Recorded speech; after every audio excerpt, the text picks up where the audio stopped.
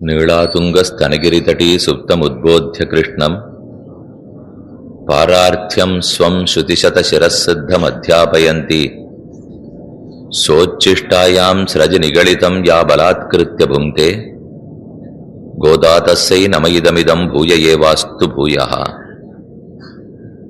Sri Parasara butter அனுகிரகித்த இந்த தனியன் ஸ்லோகத்தாலே பூமி பிராட்டியினுடைய அவதாரமான ஆண்டாள்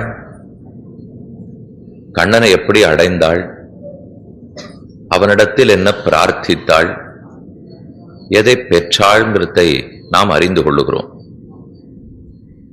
சாஸ்திரம் அனைத்தும் ஒன்று கூடி ஒரு விஷயத்தை நமக்கு சொல்ல வந்தன. நாம் நமக்கென்று வாழ்ந்தோம் என்னால் அது சுவாதந்திரியாபிமானத்தோடே இருக்கிறோம், அகங்கார மமகாரத்தோடே வாழ்கிறோம்னு பொருள். அப்ப தேகமே ஆத்மாங்கிற தவறான அஜ்ஞானத்தாலே, அந்த அந்யதா ஞானத்தாலே, விபரீத ஞானத்தாலே நம்ம நாமே ஸ்வரூபநாசம் அடையிற அளவுக்கு கொண்டு போகிறோம். அப்படி இல்லாமல் நாம் பகவானுக்கு அடிமைன்னு தெரிந்து கொண்டு அவனுக்கு கைங்கரியம் செய்வதே புருஷார்த்தம் என்று கொண்டிருக்க வேணுமாம். அதைத்தான் ஆண்டாளும் 30 பாசுரங்களிலும் சாதித்தாள்னு பட்டர் தெரிவிக்கிறார். அப்ப வேதங்கள் அனைத்தும் சொன்ன ஓர் அபிப்பிராயம், நாம் பகவானுக்கே அடிமைகளானபடியால் அவனாலேயே ரட்சிக்கப்படும் அவர்கள். அப்ப நம் வாழ்க்கைக்கு பிரயோஜனம் அவனுக்கும் அவன் அடியார்களுக்கும் தொண்டு புரிவது. இது ஆண்டாள் தூங்கிக் கிடந்த கண்ணனை எழுப்பி உணர்த்துகிறாள். உத்போத்ய கிருஷ்ணம் பாரார்த்தியம் ஸ்வம் ஸ்ருதி சதசிரசித்தம் அத்தியாபயந்தி. தான் அவனுக்கே பரதந்திரப்பட்டவள் என்று பாரார்த்தியம் ஸ்வம். இது எங்கு சொல்லப்பட்டது? ஸ்ருதி சதசிரசித்தம். வேத வாக்கியங்கள் எத்தனையோ, அனந்தாவை வேதாகான்னு சொல்லுவார்கள். அதனுடைய தேரிய பொருள் என்ன, சாரமேதுன்னு பார்த்தால் நாம் பகவானுக்கு பரதந்திரர்கள். அவனுக்கு பரதந்திரர்கள்னு தெரிஞ்சுனுட்டால் நம்ம ரட்சிக்க வேண்டிய முயற்சி நம்மதல்ல. அவனுக்கு சேஷத்துவமுடையவர்கள், அடிமைகள்னு பிரிஞ்சுனுட்டா அப்ப வாழ்க்கையின் பிரயோஜனமும் நம்மதல்ல, அவனது என்கிற உயர்ந்த அர்த்தத்தை தான் திருப்பாவையில் ஆண்டாள் தெரிவிக்க வந்தாள். அதை தற்போது நாம் இன்றைய நாள் பாசுரமான 20வது பாசுரத்தில் பார்க்க வேணும். 33 அமரர்க்கு முன்சென்னு கப்பந்தவிற்குங் கலியே துயிலழாய் செப்பமுடையாய் திரளுடையாய் செத்தார்க்கு வெப்பங்கொடுக்கும் விமலா துயிலழாய் செப்பன்னமென்முலை செவ்வாய் சிறுமருங்குல் நப்பின்னனங்காய் திருவே துயிலழாய் உக்கமும் தட்டொளியும் தந்து உன் மணாளனை இப்போதே எம்ம நீராட்டு ஏலோர் எம்பாவாய் என்ன ஆண்டாள் பிரார்த்திக்கிற பாசுரம். இப்பாசுரத்திலும் பிராட்டியை பற்றியும் பிரஸ்தாவம் உண்டு, பகவானை பற்றியும் பிரஸ்தாவம் உண்டு. பதபதார்த்தம் பார்க்கலாம். 33 அமரர்க்கு முன்சென்னு கப்பந்தவிற்குங் கலியே துயிலழாய். இங்கு கலி என்று நேரே பகவானையே எழுப்புகிறாள். கீழ 2 பாசுரத்துக்கும் இந்த பாசுரத்துக்கும் வேறுபாடு பார்த்தீங்கன்னா 18வது பாசுரத்தில் உந்துமதகளித்தன் ஓடாத தோல்வலியன் நந்தகோபால மருமகளே நப்பின்னாய் என்று நப்பின்ன பிராட்டிய தனியே எழுப்பிய பாசுரம். நேற்றைய பாசுரத்தில் குத்துவிளக்கரிய கோட்டுக்கால் கட்டில் மேல் மெத்தன்ன பஞ்சசேனத்தின் மேலேறி கொத்தலர் பூங்குழல் நப்பின்ன கொங்கமேல் வைத்து கிடந்த மலர்மார்பா நப்பின்ன பிராட்டியை சொல்லி அவள் பேரிலே சயனித்துக் கொண்டிருக்கிறவனே, அவளோடு சயனிச்சென்றிருக்கிற மலர்மார்பா என்று பிராட்டி பெருமானை எழுப்பினாள். இப்ப பார்த்தீங்கன்னா 33 அமரர்க்கு முன்சென்னு கப்பந்தவிற்கும் கலியே. இப்ப இங்க பிராட்டி சம்பந்தத்தோட பெருமாள் இல்லை, பெருமாள் தனியாகவே இருக்கிறார் ஒல்லியோ. அப்ப 18வது பாசுரம் நப்பின்னைக்கு மட்டும், 19வது பாசுரம் நப்பின்னைய முன்னிட்டு கொண்டு பெருமானை, தற்போது 20வது பாசுரம் பெருமானிடத்தே. 33 அமரர்க்கு முன்சென்னு இந்த 3த்துக்கும் கருத்து என்னங்கிறத மேற்கொண்டு தெரிவிக்கிறேன். இந்த மாதிரி பாசுர அமைப்பு இருக்குன்னு மட்டும் ஞாபகம் வச்சுங்கோ. 33 அமரர்க்கு முன்சென்னு கப்பந்தவிற்கும் கலியே. கப்பம்னா கம்பனம், நடுக்கம். தேவர்கள் எல்லாருக்கும் அசுரர்களால எப்ப நடுக்கம் ஏற்பட்டாலும், ராட்சச பயம் ஏற்பட்டாலும் அதை போக்கிவிடக்கூடியவனே. கப்பந்தவிற்கும் கலி, கலின மிடுக்கன்னு அர்த்தம். நல்ல சாமர்த்தியம் சக்தி படைத்தவர், மிடுக்கு படைத்தவரே அமரர்க்கு முன் சென்று தேவர்களுக்கு முன்னே சென்று, தேவர்கள் பயப்படுறான்னு தெரியறதுக்குள்ளே இவர் முன்னாடி போடுவார். அப்படின்னா காலத்தாலே முன் சென்று ரட்சிக்கிறார்னு ஒரு அர்த்தம். மற்றொன்று, சாதாரணமா ஊர் உலகத்துல ஏதான சண்டை சச்சரவு வருதுன்னா தொண்டர்கள் எல்லாரையும் முன்னாடி அனுப்பிச்சு விட்டுட்டு தலைவர் பின்னாடி வருவாரோ இல்லையோ, இங்க அந்த மாதிரி அல்ல. 33 அமரர்க்கு முன் சென்று கண்ணன் தான் முன்னாடி போவர். அர்ஜுனனை பின்னாடி உட்கார்த்தி வைத்து கண்ணன் தான் தானே முன்னால் அமர்ந்தான். திருத்தேர் தட்டிலே பீஷ்மாச்சாரியருடைய அனைத்து பானங்களையும் ஏத்துக்கிறதுக்கு தயார்னால் முன்னாடி தானே பெருமாள் எழுந்தருள் இருந்தார். அதனாலதான் இன்னைக்கும் பார்சாரதியை திருமுகமண்டலம் முழுக்க அதே வடுக்களோட சேவித்துக் கொள்கிறோம். அர்ஜுனனை முன்னாடி உட்கார்ந்திருந்தா அவர் முகம் அப்படி ஆயிருக்கும். கண்ணன் முன்னால் அமர்ந்தபடியால்தான் பீஷ்மரும் துரோணரும் விட்ட அனைத்து அம்புகளையும் தன்னுடைய திருமுகமண்டலத்திலே ஏற்றுக்கொண்டான். பூர்வாச்சாரியர்கள் ரொம்ப ஆச்சரியமா ஒரு அர்த்தத்தை அங்க சாதிக்கிறார்கள். அதாவது 14,000 ராட்சசர்களோட ஜனஸ்தானத்தில் ராமன் யுத்தம் புரிந்தான். யுத்தம் பண்ணி முடிச்சுட்டு 14,000 பேரை கொன்னாச்சு. அப்ப ராமனுடைய திருமேனி முழுக்க அம்புகளாலே துளைக்கப்பட்டு ரத்தமாக ஓடுகிறது. எப்படி சரிப்படுத்துறதுன்னு சீதைக்கு புரியல. ஓடி வந்து ஆலிங்கனம் பண்ணி கொண்டாள். அவள் திருமேனி தான் மூலிகைகளுக்கெல்லாம் ஆதாரம். ஜகத்தில் இருக்கிற அனைத்து மூலிகைகளும் பெரிய பிராட்டியாருடைய திருமேனில தான் இருக்குமாம். அதனால அவள் போய் அணைச்சின்ற உடனே சந்தானகரணி, விஷல்யகரணி முதலான மூலிகைகள் உடம்பு அப்படியே ஸ்வஸ்தமா எடுத்து பட்டு தெரித்தா போலே. அவனே சூரிய குலத்துல பிறந்தவர், அதனால திருமேனி சூரியனை போல இருக்குங்கிறதுக்கு சொல்லவே வேண்டாம். அதை போல ராமன் திருமேனி ஆயிடுத்தான். நம்ம பெரியவர்கள்லாம் வருத்தப்பட்டா, இதை போலே கண்ணன் யுத்தரங்கத்துல அனைத்து அம்புகளையும் ஏத்துன்னு இருக்கிறச்சே குறுக்க வந்து முகத்தை ஆத்தறதுக்கு ஒரு ருக்மிணி இல்லாத போயிட்டாளே. சீதா அங்க இருந்தாள், அவள் அணைத்துக் கொள்ளவே சரியா போச்சு எல்லாம். இங்கேயும் ருக்மிணி பிராட்டி வந்து, அர்ஜுனா பாண்டவர்களே நீ சங்க போடுங்கோ போடாத போங்கோ, நமக்கு அதை பத்தி அல்ல, நம் கண்ணனுடைய திருமேனியின் திருமண்டலமும் முக்கியம் என்று அவள் வந்து சுகாடம் பரிஷஜேன்னு ஆலிங்கனம் பண்ணிட்டு இருந்தா அந்த முகம் அப்படி இருந்திருக்காதேன்னா நாம எப்படி பார்சாரதி சேவிக்கிறது? இன்னைக்கு இதை போல பார்சாரதி எம்பெருமான நாம சேவிக்கணுங்கிறதுக்காகத்தான். அதை போல அன்னைக்கே ருக்மிணி பிராட்டி வராம இருந்திருக்கா போல் இருக்கு. அந்த பெருமானிடத்திலே ஒரு விசித்திரமான தன்மை உண்டு. திருமஞ்சனம் ஆரச்சே மட்டும் வரணம் மாறுவர், ஆன முடித்த பிற்பாடு சாமானிய நேரத்துல வரணம் மாறிடுவர். இந்த முகத்தினுடைய மூலையிலெல்லாம் பார்த்தீர்னால் ஒரு நீலமும் பச்சையும் கலந்த ஒரு களிம்பு வரணம் தோற்றும். திருமஞ்சனத்தும் போது அந்த வரணம் மாறும், திருமஞ்சனத்துக்கு பிற்பாடு அந்த வரணம் வேறு மாதிரி ஆயிடும். அது அந்த எம்பெருமானுக்கு உண்டான ஏற்றம். பார்சாரதி பெருமாளிடத்துல நாம தெரிஞ்சுக்க வேண்டியது என்னன்னால் 33 அமரர்க்கு முன் செல்கிறான். யாருக்காக இருந்தாலும் அவன் முன்னாடி செல்வன். இந்திரன் சிறுவன் தேர் முன் நின்னானைன்னு திருவங்கியாழ்வாருடைய பாசுரம். இந்திரனுடைய பிள்ளை அர்ஜுனன் அவனுடைய தேருக்கு முன் நின்னான்.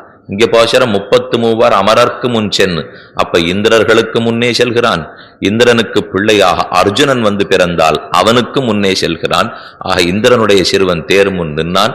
33 அமரர்க்கு முன் சென்று இடத்தாலையும் முன்னாடி போறார், காலத்தாலையும் முன்னாடி போவர். இவ வருத்தப்படுறோம் நினைக்கிறதுக்குள்ள போய் ரட்சிச்சுருவாராம் பெருமாள்.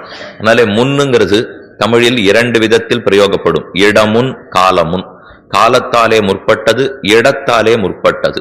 இப்ப முற்பட்டது ரெண்டுமே வச்சுக்கலாம். 33 பயப்படுறதுக்கு முன்னாடியும் போறார், அவர்களுக்கு முன்னே நடந்தும் செல்லுகிறார்.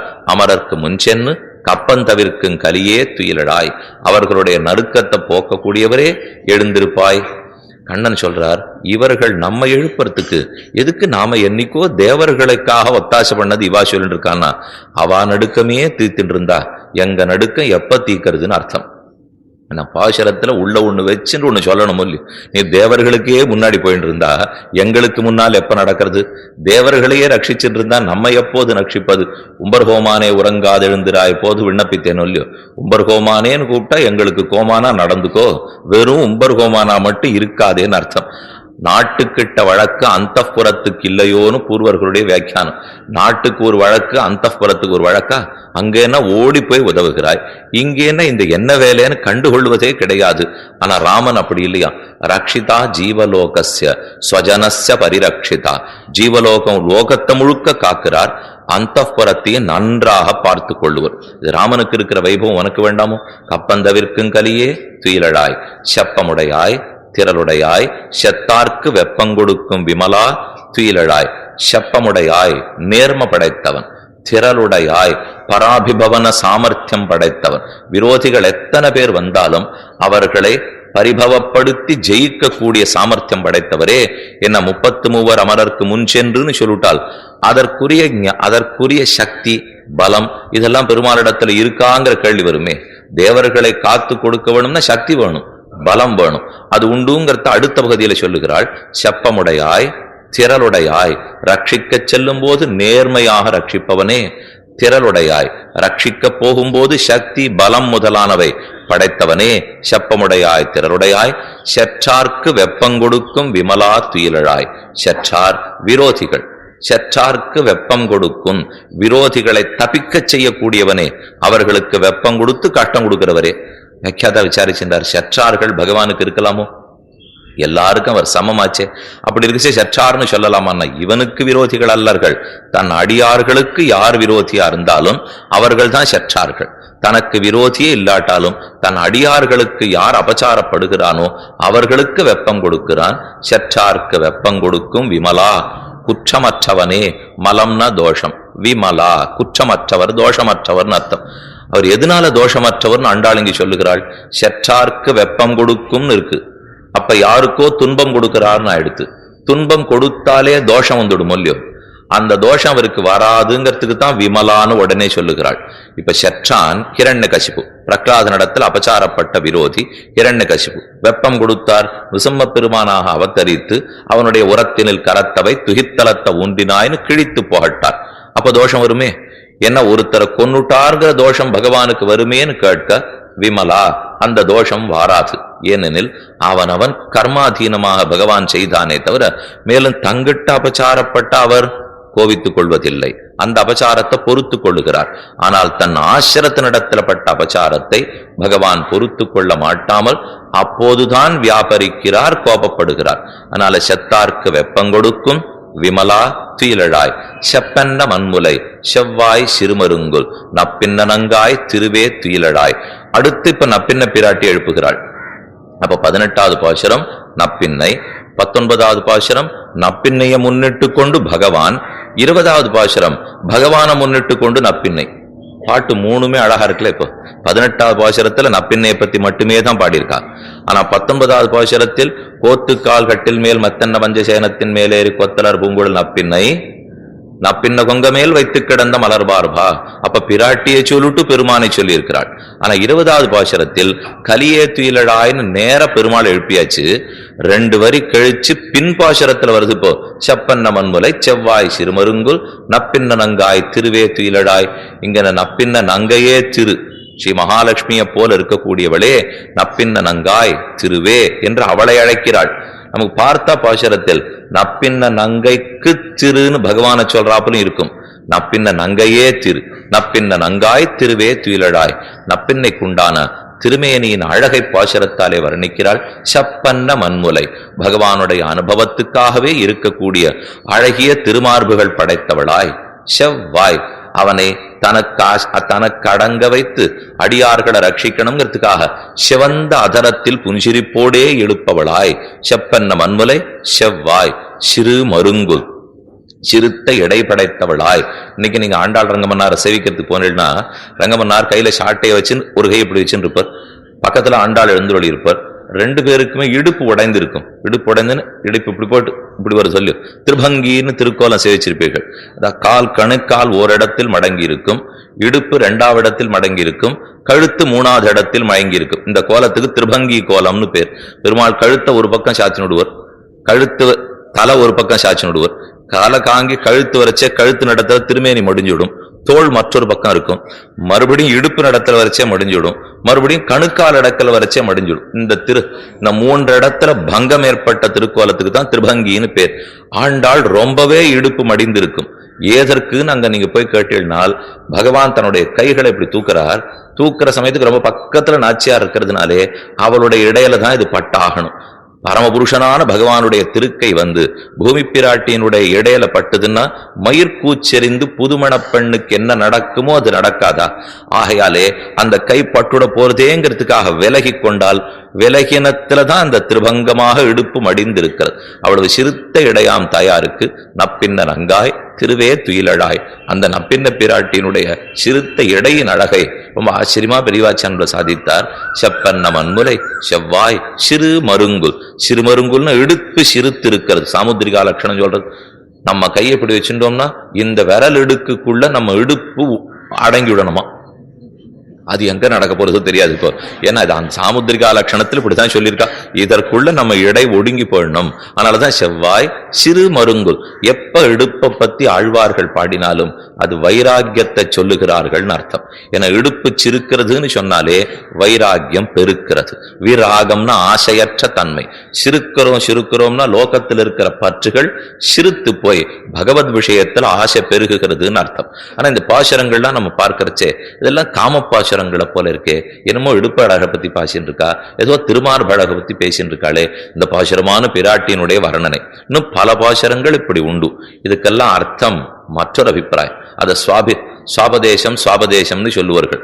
எப்போது கண்களினுடைய அழகை பத்தி பேசினாலும் அது ஞான மார்க்கத்தின் ஏற்றத்தை சொல்லுகிறாள்னு அர்த்தம். கூர்மையான கண்ணுன்னா கூர்மையான ஞானம். ஒரு விஷயத்தை கிரகிக்க போறோம்னா கண்ணு கூர்மையா பாக்குறாருன்னா அப்ப ஞானம் நன்னா இருக்குன்னு அர்த்தம். அதே போல மார்பகத்தை பத்தி சொல்லுகிறார்னு சொன்னால் ஒரு பெண்ணுக்கு இருக்கக்கூடிய திருமார்பு அதற்காக, ஒன்னு தன்னுடைய கணவனின் ஆனந்தத்துக்காக, மற்றொன்று தன் குழந்தைகளின் பேற்றுக்காக, அதுகளுக்கு பாலூட்டணுங்கிறதுக்காகத்தான். அவயவத்தாலே பெண்களுக்கு எந்த லாபமுமே கிடையாது. ஆனா அந்த உயர்ந்தத்தை பகவான் எதற்கு கொடுத்திருக்காருனால் பிறருக்குன்னே இருக்கொல்லையோ, அதான் பக்தி. மற்ற பேர் பகவானுக்குன்னே இருக்கக்கூடியதான் பக்தி. நமக்குன்னு இருக்கிறது கூடாது. பாரார்த்தியம் ஸ்வம். நான் உனக்கென்ன அற்று தீர்ந்தவள்னு பிராட்டி சொல்றாள்னா அப்ப அவனுக்கென்னே இருக்கிறதான் பக்தி மார்க்கம்னு சொல்லுகிறோம். அடுத்து வைராகியம்னு சொன்னால் இடுப்பு சிறுக்கிறது இல்லையோ, விராக. பைராகின்னு வடக்கேந்தெல்லாம் நிறைய பேர் வருவா. அவளை பார்த்தீங்கன்னா இவெல்லாம் சாப்பிட்றாளா இல்லையானே நமக்கு சந்தேகமா இருக்கும். எங்கேயோ பத்ரிகாசிரமத்துக்கு யாத்திரைக்கு போனேன்.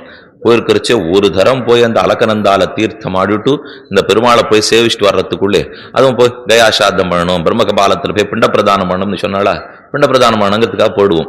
இங்க தீர்த்தம் ஆடுங்க, தப்த கொண்டு இருக்கும் பத்ரிகாசம், அதெல்லாம் நமக்கு ஏற்பாடு பண்ணி வச்சிருக்காரு பெருமாள். நல்ல சுடு தண்ணீர் குண்டம் பக்கத்திலே இருக்கும்.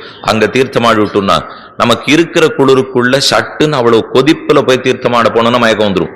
அதனால அங்கேயும் ஜாகிரதையா நிதானமா குளிர பாக்கிற வேகத்திலே இங்க நல்லா தடால்னு குதிச்சு தீர்த்தமாடலாமோன்னு போவோம். அப்படி போனா அது ஆகாது. கொஞ்சம் கொஞ்சமா சொம்புல கொட்டினுட்டு நம்ம உடம்பு அதுல சரிப்படுத்திக்கணும். என்னைக்குமே ஒரு நதியில தீர்த்தமாட போறோம்னா அது வேற்று தண்ணீர். அது நகரத்துல இருக்கிறவாளுக்கு நதிக்கும் சம்பந்தமே கிடையாது. நமக்கு தெரிந்தது எல்லாமே ஏதோ எடுத்து இங்கிருந்து பல பேர் பாத்திரத்தை எடுத்துன்னு போய் கங்கையில படிக்கட்டுல உட்காந்து குடிக்கிறவா இருக்கா. இங்கேருந்து கங்கைக்கு போயிட்டு அங்க கையில ஒரு பாத்திரத்தை எடுத்துன்னு போய் அதுல இருந்து எடுத்து, சுவாமி இதை உங்க வீட்டிலே பண்ணிருக்கலாம், இதுக்கு இங்கேருந்து கங்கை அளவுக்கு வந்திருக்க வேண்டாம்னா அதெல்லாம் இறங்கினா என்ன ஆயிடுமோங்கிற பயம்தான் காரணம். இதுக்காக சொல்ல வந்தேன், ஒரு நதியில இறங்கி தீர்த்தமாட போறோம்னால் முதல்ல அந்த தீர்த்தத்துக்கு நம்ம உடம்பு ஒத்துக்கணும். அந்த நதி தீர்த்தத்தை எடுத்து கொஞ்சம் சாப்பிடுங்க, சாப்பிட்டு வெளியில கொப்பளிச்சுட்டீங்கன்னு வச்சுங்க, அப்ப நம்ம உடம்ப அந்த நதி தீர்த்தத்துக்கு சரியா வந்துடும். இப்போ நேர பத்ரிகாசிரமத்துக்கு போகுது, கயாசாத்தம் முடிஞ்சு போச்சு. பிரம்மகபாலத்துல போய் பிண்ட பிரதானம் பண்ண வேணும். தீர்த்தமாடிட்டு அலகநந்தா அங்கு ஓடுகிறாள். கீழே தேவப்பிரயாகிக்கு வந்தீங்கன்னா தான் பாகீரதி அலகநந்தா ரெண்டும் ஓடும். மேல போயிட்டோம்னா அலகநந்தா மட்டும்தான் ஓடுகிறாள். அலகநந்தால தீர்த்தம் ஆடிட்டு அல்லது தப்தகுண்டத்துல தீர்த்தம் ஆடிட்டு உள்ளுக்குள்ள பெருமாளை சேவி போவோம். அவர்களே பிரசாதம் கொடுப்பா. நம்ம பண்ணி பிண்ட பிரதானம் பண்றதெல்லாம் நடக்காத காரியம். ஆனா கோவில்லயே கொடுத்துட்டா அவ அந்த வெங்கல பானையோட பிரசாதம் கொடுப்பா. அதை பிடிக்கிறதுக்கு கை பிடிக்க வரணுமே, கை ஒண்ணும் மடக்கிறதுக்கு கூட வராதங்க. நம்ம தீர்த்தமாவிட்டு ஒரே சில்லுட்டு போய் கிடக்க போறது. அதை இப்படி பிடிச்சு ஏதோ பிண்டம் பிடித்தோம் அப்படின்னு சொல்லி அதை பிடிச்சிட்டு வெளியே வர்றதுக்குள்ளே இவர் தாப்பனாருக்கு பண்ணாரா இல்ல இவருக்கே பண்ணணுமா அப்படிங்கிற அளவுக்கு நம்ம நிலைமை ஆயிடும். அவ்வளவு வெவ்விடக்கூடிய குளிர். அந்த குளிர்ல இறங்குறோம், தீர்த்தமாடுறோம், பகவானுக்காக கைக்கிட்டம் பண்ணிவிட்டுத்தானே வருகிறோம். நாளை செப்பன்ன மண்முலை செவ்வாய் சிறுமருங்குல் நப்பின்னங்காய் திருவே துயிலடாய் சிறு மருங்குல். அந்த இடத்துக்கு பத்ரிகாசிரமத்துக்கு போயிட்டு இருக்க போது ஒரு வைராகியை பார்த்தோம். அவர் எங்க இடத்துக்கு போனால், சாலக்கிராமம் போனா அந்த இடத்துல அவர் இருப்பார், பத்ரிகாசிரமத்துக்கு போனா இருப்பார், நம்ம ஆகாய விமானத்துல போனா அவர் நடந்து வந்துட்டேன்னு. அவர் எப்படி வரார் எப்படி போறாருங்கிறதே தெரியாது. ஒரு கோணி சாக்கத்தான் இடுப்புல கட்டிட்டு இருக்கார். அந்த ஊர்ல அவர் கட்டிட்டு இருக்கிறது அவ்வளவுதான். சாக்க ஒண்ணு இடுப்புல கட்டிக்கிறார். பெருமாளை பிரதட்சணம் பண்ணிட்டே இருக்கார். பத்ரிகாசிரமத்து பெருமாளை இடுப்புல இருக்கிற சாக்கு உணர்ந்தாப்புல இருந்தா அலக்கநந்தால போய் தீர்த்தமாடுவார். திரும்ப அது உணர்ற வரைக்கும் பிரதட்சணம் பண்றார். இப்படி கார்த்தால 2 முன்னாடி பண்ணிவிட்டு எங்கேயோ ஹிமாச்சலத்துக்குள்ள போயிட்டார். அவ்வளவுதான். என்ன சாப்பிட்டீர்? பெருமாளை பிரதட்சணம் பண்ணிட்டேனேன்னார். என்ன சாப்பிட்டீர்னு கேட்டா அவர் சொன்ன பதில் இது. என்ன சாப்பிட்டீர்னா பெருமாளை பிரதட்சணம் பண்ணிட்டேனேன்னா, இது ஆழ்வார் சொன்னா போல அன்றனக்கவை பட்டினி நாளே. பகவான பிரதட்சணம் பண்ணாத அன்னைக்கு தான் நாம் பட்னியே தவிர அவனை பிரதட்சணம் பண்ணிட்டா அந்த சக்தியில் என்ன ஓடுறோம். இது வைராக்கியம். வைராக்கியம்ங்கிறது உடம்பு சிறுக்கட்டும், பகவானிடத்திலே காதல் பெருகட்டும். ஆனால் நாம இந்த பாசுரங்கள்லாம் தப்பா ஏதோ ஒரு தாழ்ந்த கண்ணோட்டத்தோட பார்த்துடவே கூடாது. இதெல்லாம் ரொம்ப உயர்ந்த அர்த்தங்களை, பகவத் காமத்தை சொல்லக்கூடிய பாசுரங்கள். அதனால செப்பன்னமன்முலை செவ்வாய் சிறுமருங்குல் நப்பின்ன நங்காய் திருவே துயிலழாய். நப்பின்னை நங்காய், நம்பின குணபூர்ணன், நல்ல குணம் படைத்த ஆண்மகனை நம்பின்னு சொல்லுவார்கள். நங்காய்னா குணபூர்த்தி படைத்த பெண்ணை சொல்ற வார்த்தை. நப்பின்ன நங்காய் திருவே, நீ தானே ஸ்ரீ மகாலட்சுமியாகவே பிறந்திருக்கிறாய்.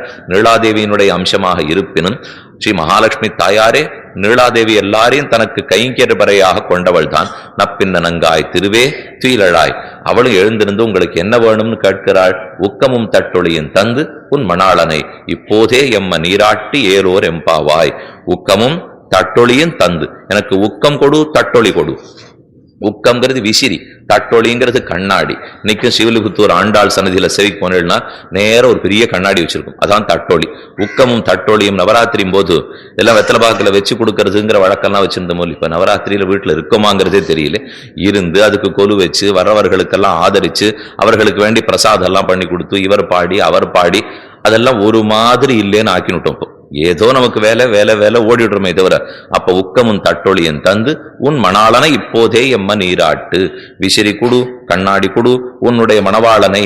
பாட்டில் இவ்வளவுதான் இருக்கு. உக்கமும் தட்டொளியும் தந்து உன் மணாளனை. வியாக்கியானத்தில் சாதித்தார், நடுவில் இருக்கிற தந்துங்கிற சொல்லை 2 பக்கமும் கூட்டிக்குங்கோ.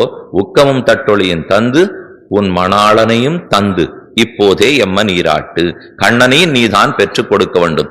அப்ப நப்பின்ன பிராட்டிக்கு கண்ணன் எவ்வளவு தூரம் அடங்கியவர்னா, விசிறி கண்ணாடியை எடுத்து வெத்தலைபாக்கல வச்சு கொடுக்கிற மாதிரி கண்ணனை கொடுத்துடலாம். அப்படிதான் இருக்கு பாசுரத்திலே. உக்கமும் தட்டொளியும் தந்து உன் மணாளனை இப்போதே எம்ம நீராட்டு. நாங்கள் உடனே மார்கழி மகிழ்ந்து நீராட வேண்டும், உங்களுடைய அனுகிரகம் கிடைக்க வேண்டும், பிரம்மானுபவம் பெற வேணும்னு பிரார்த்தித்தது 20வது பாசுரம். அப்படி கண்ணனிடத்துல நேர வரணும்னால் அவள் அனுகிரகித்திருந்த அனுமதித்திருந்தால் தானே உள்ள வர முடியும். அவள் என்ன செய்தாள்ங்கிறதை லக்ஷ்மி வைபவத்தை 19வது பாசுரத்தாலே தெரிவிக்கிறார். குத்து விளக்கெரிய கோட்டுக்கால் கட்டில் மேல் மெத்தென்ன பஞ்சசேனத்தின் மேலேறி கொத்தலர் பூங்குழல் நப்பின்ன கொங்க மேல் வைத்து கிடந்த மலர்மார்பா வாய் திறவாய். மைத்தடங் கண்டினாய் நீயுன் மணாளனை எத்தனை போதும் துயிலழ ஒட்டாய்கான். எவ்வளவு நேரம் நீ அவனை எழுந்திருக்க விடாத பார்த்துட்டு இருப்பாய். கிழிய விண்ணப்பிச்சேன். செந்தாமரை கையால் சீரார் வளையொலிப்பான்னு சொன்ன உடனே நப்பின்ன திறக்கிறதுக்கு வந்தவளை விடாம கண்ணன் தான் தன் மார்பாலை கட்டி பிடித்து படுக்கையில கொண்டு போய் சாணிக்கு வச்சுட்டார். இப்ப கண்ணன் எழுந்திருக்கிறதுக்கு வரார். ஏன்னா வாய் திறவாய்னு சொன்ன உடனே சரி நாம போய் தரப்போன்னு எழுந்திருக்கிற வரார். அப்ப இவ கஞ்சாட காட்டுற. மைத்தடங் கண்டினாய், மை பூசி இருக்கிற கண்ணாலே நீ மட்டும் எழுந்து போய் கதவை திறந்து பேர் வாங்கினுடலான்னு பாக்குறியா? எழுந்திருந்தியானா தெரியும் செய்தி இப்படின்னு குழந்தைகளை பயப்படுத்துற முடியும். அதை போல மைத்தடங் கண்டினாய், தன் கண்ணாலேயே பயப்படுத்தினாலாம். ஆண்டாள் பிரார்த்திக்கிறார், நாங்கள் எல்லாம் துவயனிஷ்டர்கள். நாயனார் வியாக்கியானத்தில் ஆச்சரியமா சாதித்தார். உலகமெல்லாம் ஆரை நம்பி இருக்கும், பகவானையும் அவன் அம்பின் கூர்மையையும் நம்பி இருக்கும். லோகத்தால் நம்பி இருக்கிறது பகவானுடைய அம்போட கூர்மை. அம்பன் தன் அம்பாலே தம் விரோதிகளை போக்குவான்னு நாம எதிர்பார்க்கிறோமா? ஆனா துவயனிஷ்டர் நம்பி இருப்பது இவளுடைய கண்ணின் கூர்மையும் புகரேவிரே. துவயத்துல யாருக்கு நிஷ்டப்படைத்தவனாக இருந்தாலும் அவன் நம்புறது பிராட்டியினுடைய கண்களின் கூர்மையத்தான். பகவானுடைய அம்பின் கூர்மையை நம்பாமல் பிராட்டியின் கண்களின் கூர்மையை நம்புகிறான். வாழொன்கள் மடந்தையர்னு சொல்லுகிறாள் ஒல்லி. அதனால வாழ் போன்ற விழிப்படைத்தவளான் பிராட்டி. ஏதற்கெனில் வாழ் போன்ற விழிகளாலே நம் பாபங்களை அனைத்தையும் போக்கி அதே விழிகளாலே பகவானிடத்தில் பேசி தூது நடந்து நமக்காக பேசி பகவானிடத்தில் சேர்த்து வைக்கிறாள் இல்லையோ. அதற்கொன்னோ உனக்கு மைத்தடங் கண். ஆனா அதை விட்டுட்டு நீ என்ன அவனை வராதேன்னு சொல்லுவதற்காக இந்த கண்ணை பயன்படுத்துகிறாயே கூடுமா என்று துவயனிஷ்டர்களுடைய படியை இப்பாசுரத்தாலே ஆண்டாள் தெரிவிக்கிறாள். அதேது துவயனிஷ்டர்? அனந்தாழ்வான் ஒரு ஆச்சரியமா அபிப்பிராயத்தை தெரிவித்தார். திருமந்திரத்திலே பிறந்து துவயத்திலே வளர்ந்து துவயைக நிஷ்டனாக கடவீர். திருமந்திரத்திலே பிறக்க வேண்டும். நமக்கு பிறவி ஏற்பட வேண்டியது திருமந்திரத்தில். ரகசியத்திரயம்ங்கிறது திருமந்திரம், துவயம், சரம ஸ்லோகம். அதுல திருமந்திரத்துல தான் நாம பிறக்கணுமா. இப்படி சுவாமி எங்க பெற்றோர்களிடத்துல தானே பிறக்க முடியும், திருமந்திரத்துல பிறக்கலாமான்னா இது சரீர ஜென்மாவை சொல்லவில்லை, ஞான ஜென்மாவை குறிக்கிறது. பகவானுக்கு நமக்கு சம்பந்தம் உண்டு அப்படிங்கிற ஞானம் எங்கு பிறக்கும், திருமந்திரத்திலே தான் பிறக்கும். ஏன்னா அகாரவாச்சனான பரமாத்மாவுக்கு மகாரவாச்சனான ஜீவாத்மா அனன்யார்க சேஷபூதன். இந்த கீழே ஒரு நாள் விளக்கமா சொல்லியிருக்கேன், அடி இப்ப திரும்ப சொல்லி உங்களை குழப்பறதா இல்லை, ஆனால் அதே ஞாபகம் வச்சுங்கோ. ஆ என்னும் எழுத்தாலே சொல்லப்படும் பரமாத்மாவுக்கு மா என்னும் எழுத்தாலே சொல்லப்படும் ஜீவாத்மா அடிமை, மற்றொருவருக்கு ஆட்படாத அடிமை. அகாரஹா அகாரார்த்தோ விஷ்ணு ஜகதுதயரக்ஷா பிரளயகிருத், மகாரார்த்தோ ஜீவா ததுபகரணம் வைஷ்ணவமிதம், உகாரஹா அனன்யார்கம் நியமயதி சம்பந்தம் அனயோ. ஸ்ரீ பராசர பட்டர் அஷ்டஸ்லோகின்னு ரொம்ப அற்புதமான கிரந்தம் பாடியிருக்கிறார். அல்ல சொல்றார் அகாரார்த்தோ விஷ்ணு, ஆ விஷ்ணுவை குறிக்கும், மகாரார்த்தோ ஜீவா, இந்த ரெண்டு பேருக்கும் உண்டான சம்பந்தம். ஆயங்கிற 4வது வேற்றுமை உண்டு, அது ஏறி கழிஞ்சிருக்கு. சுபாம்சுலுக்குன்னு சூத்திரம், அந்த சட்டத்தின்படி ஆவுக்கு மேல இருக்கிற ஆய இல்லே இருக்கணும். ஏன்னா நாராயணாவுக்கு மேல ஆய இருக்கிறபடியால் அகாரத்துக்கு மேல ஆய இருக்கணும். இதைத்தான் நம்ம அன்னைக்கு ரொம்ப விவரணமா பார்த்திருக்கிறோம். அப்ப ஆவுக்கு மா அடிமை, அந்த அடிமைத்தனம் நம்ம மனசுல பட்டுடுத்துன்னா ஞான ஜென்மா ஏற்பட்டதுன்னு அர்த்தம். நேற்று வரைக்கும் தேக ஜென்மா இருந்தது, அதை நம்ம பெற்றோர்கள் கொடுத்துருவா. ஆனா ஞான ஜென்மாவை கொடுப்பது ஆச்சாரியன். அதனாலதான் ஆச்சாரியனை பிதாவுக்கு சமமாக கொண்டாடுகிறோம். அப்ப அகாரவாச்சனான பரமாத்மாவுக்கு மகாரவாச்சனான ஜீவாத்மா அடிமை. இந்த சேஷத்த ஞானம் திருமந்திரத்திலே பிறக்கிறது. அப்ப நாம் பிறக்க வேண்டி திருமந்திரத்திலே. திருமழிசையாழ்வார் சாதித்தார், அன்னு நான் பிறந்திலேன், பிறந்த பின் மறந்திலேன், அன்று நான் பிறந்ததில்லை. நீ எதேதோ திவதேசத்தில் இருந்தாராம், நின்னதெந்த ஊரகத்து இருந்ததெந்த பாடகத்து, அன்னு வெக்கணக் கிடந்த தென்னிலாத முன்னெலாம், அன்னு நான் பிறந்திலேன், பிறந்த பின் மறந்திலேன். நீ திருவெக்காவிலே நின்னது எந்தை ஊரகத்து, ஊரகத்திலே நின்னாய், இருந்ததெந்த பாடகத்து, பாடகத்திலே இருந்தாய், அன்னு வெக்கணக் கிடந்தது, திருவெக்காவிலே கிடந்தாய். இதெல்லாம் எனக்கு ஞானம் வர்றதுக்கு முன்னாடி. இப்ப ஞான ஜென்மா ஏற்பட்டு விட்டது. இப்ப என்ன தெரியுமா தெரிஞ்சுட்டே, நீ அந்தந்த ஊர்ல நிற்கவில்லை, கிடக்கவில்லை, இருக்கவில்லை, அனைத்தும் என் நெஞ்சுளே. நீ எங்கும் இருந்தும் கிடந்தும் இருந்தும் இல்லாமல் என் நெஞ்சத்துக்குள்ளேயே இருக்கிறாய், கிடக்கிறாய், நிற்கிறாய். அது இது உது என்னலாவன அல்ல என்ன உஞ்செய்கனை குவிக்கும், நின்னவாறும் இருந்தவாறும் கிடந்தவாறும் நினைப்பரியன, ஒன்னலா உருவாய் அருவாய நின் மாயங்கள், நின்னு நின்னு நினைகின்றேன் உன்னை எங்கனம் நினைகிற்பன், உன் பாவியேற்கு ஒன்னு நன் குறையாய் உலகமுண்ட ஒன்றுடரேன்னு ஆழ்வார் சாதித்தார். அப்ப பகவான் நின்னவாறு இருந்தவாறு கிடந்தவாறு நம் நெஞ்சத்துக்குள்ளே என்கிற ஞானம் பிறக்கிற சொல்லியோ. அந்த ஜான ஜென்மா பிறக்கிறதே திருமந்திரத்துல தான். பகவானுக்கு நமக்கு சம்பந்தம் உண்டு என்கிற ஞானம் திருமந்திரத்திலே பிறந்து அடுத்து துவயத்திலே வளர்ந்து, குழந்தை பிறந்துட்டா போருமா, அதுக்கு நிறைய சோறு பால் தயிர் எல்லாம் கொடுத்து கிடுகிடுன்னு வளர வேண்டாமா? வளர்த்து விடணும்னா ஆறு செய்யணும், தாயார் தானே செஞ்சாகணும். ஆனால் அடுத்து துவயத்துக்கு வந்துட்டாப்போ துவயத்திலே வளர்ந்து இந்த குழந்தையை பெற்ற குழந்தையை வளர்க்க வேண்டியவள் பாலே போல் சீராக பகவானுடைய திருநாமங்களையும் அவனுடைய கல்யாண குணங்களையும் சொல்லி சொல்லி வளர்க்கக்கூடியது எது? பிராட்டி சம்பந்தத்தோடு இருக்கிற துவய மகாமந்திரம். அதைத்தான் துவயம் துவயம்னு சொல்றோம். முன் வாக்கியம் ஒரு வாக்கியம், பின்னாடி மற்றொரு வாக்கியம், 2 வாக்கியங்களோட கூடியிருக்கிறபடியால் தான் துவயம் என்றதற்கு பேர். திருமந்திரத்தை கூட பளிச்சுன்னு சொல்லிடுவா, சொல்லக்கூடாது, ரகசியமா தான் இருக்கணும். அதை கூட சொல்லிடலாம். சரமஸ்லோகத்தை எல்லாருமே சொல்றா. சர்வதன்மான் பரித்தெஜ்ய மாமேகம் சரணம் வரஜ அகம் தா சர்வ பாபேபியோ மோக்ஷயிஷ்யாமி, அதுக்கு குறவே இல்லை. ஆனா துவயத்தை அப்படி சொல்லிடுவாளான்னு கேட்டா 4 பேர் சிஷ்யர்கள் பக்கத்துல உட்காண்டிருந்தா தான் சொல்லுவாளே தவிர, இல்லைன்னா துவயம் வாய் வார்த்தை வரவே வராது. ஏன் அப்படி இத்தனை பேர் உட்காண்டிருக்கீங்களே, இப்ப துவயத்தை சொல்லலாமான்னா சொல்லித்தாகணும், இங்க அர்த்தத்தை தெரிஞ்சுதாகணும். அதுக்காக சில வழிமுறைகள்லாம் உண்டு. துவயத்தை முழுசுமா சொல்லிட மாட்டா. இப்ப ஸ்ரீமன் நாராயண சரணவ் என்ன துவய வாக்கியத்தில் சரணம் பிரபத்தேன்னு இருக்கு என்ன சொல்றச்சு பிரிச்சு விடுறது. பிரிச்சு விட்டா அந்த வாக்கியத்தை முழுக்க சொல்லலாம். முழுக்க சொல்லணும்னா ஆச்சாரியனுக்கு தான் யோக்கியத்தை. அந்தரங்கமான அதுக்குன்னு ஸ்வரூபத்தோட வந்திருந்தா தான் யோக்கியத்தை. நாம எல்லா படிகளாலும் இங்க உட்காந்துருக்க முடியும். அதனாலதான் சொல்றதுக்கு முடியாதுங்கிற.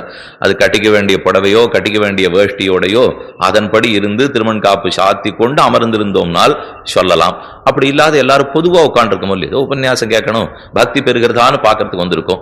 அப்ப போய் ஓஹோன்னு இருக்கக்கூடிய துவய மகாமந்திரம் இப்படின்னு சொன்னால், அதனாலதான் நம்ம பூர்வாச்சாரியர்கள் சப்தத்தையே மறைத்தார்கள். திருமந்திரத்திலேயும் சரம ஸ்லோகத்திலேயும் வெறும் அர்த்தத்தை மட்டும்தான் மறைச்சு மறைச்சு சொல்லியிருக்கா. ஆனா துவயத்தில் சப்தத்தையே சொல்ல மாட்டார்கள், அதையே மறைத்து விட்டார்கள். ஏது பெருமை? திருமந்திரத்துக்கும் சரம ஸ்லோகத்துக்கும் இல்லாத பெருமை துவயத்துக்குத்தான் உண்டு. அதுக்குத்தான் மந்திர ரத்தனம்னு ஏற்றம். மந்திரங்களுக்குள்ள அரசன்னு திருமந்திரத்துக்கு பேர், மந்திரங்களுக்குள்ள ரத்தனம்னு துவயத்துக்கு பேர். திருமந்திரம் துவயத்தை நாடுமா, துவயம் திருமந்திரத்தை நாடுமா? ராஜாதான் ரத்தனத்தை தேடி போகணுமே தவிர ரத்தனம் ராஜாவை தேடி வராது.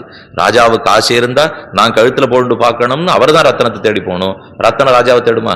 அதனால திருமந்திரம் தான் துவயத்தை தேடி போகுமே தவிர துவய மகாமந்திரம் திருமந்திரம் தேடி வாராது. ஏன்னா திருமந்திரத்துல இல்லாத பெருமகள் துவயத்தில்